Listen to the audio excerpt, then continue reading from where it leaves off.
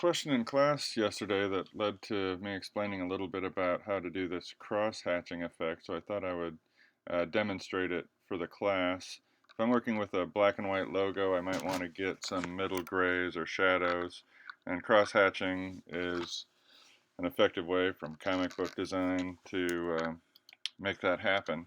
So if I start with a circle here, or start with whatever filled shape, I'm just going to go through a little bit of the process. So if I take my circle and I go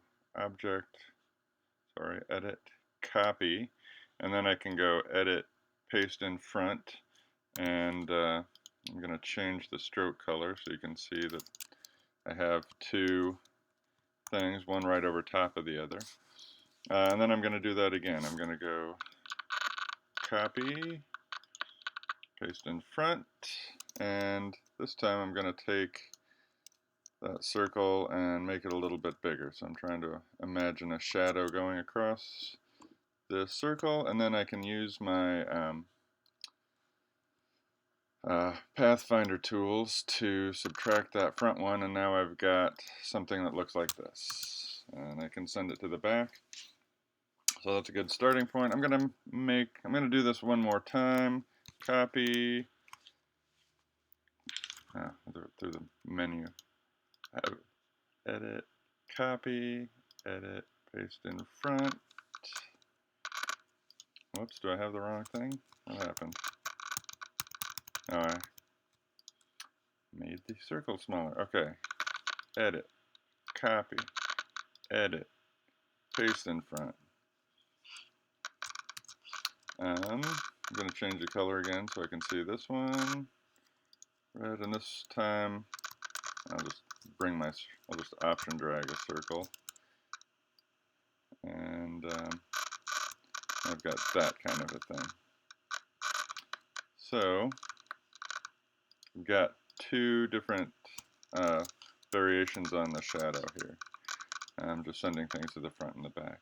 So to get some quick cross hatches, I can go from my swatches menu. Down here there's a little libraries menu that will take me to patterns, basic graphics, lines. Or I can also get it from the color up here, library, patterns, basic graphics, lines. That gives me a little bit about the libraries first. Patterns, basic graphics. Any of these are fine to use.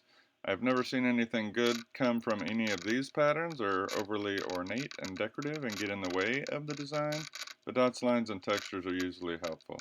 So I can click any one of these line patterns. I'll give you a little preview. This is 40% coverage, 50%. So if I come here to make sure I have the fill selected. If I select this, I've got crosshatch lines, and I can have maybe a thicker version also. So that can give me a stepped crosshatch pattern really quickly. Another thing about the patterns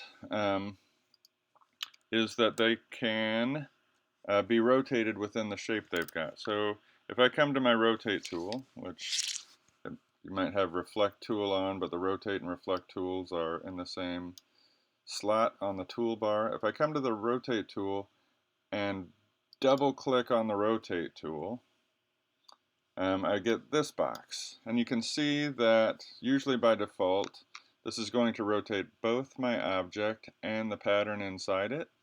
So if I'm rotating this 60 degrees, I can see that it's rotating that crescent shape and the pattern, but I don't have to rotate the object. So if I am only rotating the pattern, I'm just using the arrow keys to change the angle over here. But over here, you can see that I've got a rotated just the pattern itself. So I can do that with both of these patterns. Right, maybe this was minus. And that way I can get this kind of crosshatch effect and shadow effect really quickly with using line patterns. Another question that comes up, because I've got a color fill here, so, and the color fill is the pattern itself. So if I want to change the color of this pattern, how do I do that? Well, good question. It's pretty quick, but it's a little complex. So once I have filled a object on my page with a pattern, that pattern comes up in my swatch palette. And if I come over here to the swatch palette, I can just click and drag that swatch out onto my artboard. So these patterns are made up of, this is a grouped object. It's basically made up of lines, and then there's a, if I command Y you can see, there's this box here, the square, that has no line and no fill, or sorry, no stroke and no fill, but it defines the area that becomes the pattern. So if I just double click on this and enter the group, I'm going to select all of these things except that square that has no line or fill. Now my strokes can be changed, so if I want to change the stroke color here, I can, and I'll exit the isolation mode and zoom out a little bit. And now if I drag that swatch back to the swatch palette, oops, I missed it. If I drag that swatch back to the swatch palette, now I can fill my object with that colored line swatch. So there's a quick way to do that, and whether I want to window again, Pathfinder, I'm going to merge all these things. I'm going to zoom in here, and then with the white arrow I'm going to round these corners, and now I got a kind of a cloud shape, and I can fill them with those crosshatch lines, and I can rotate just the lines themselves, and that way I can get a kind of a overlay shadow, but not affecting the outline. So there's a little bit about using line patterns for cross-hatching in Adobe Illustrator.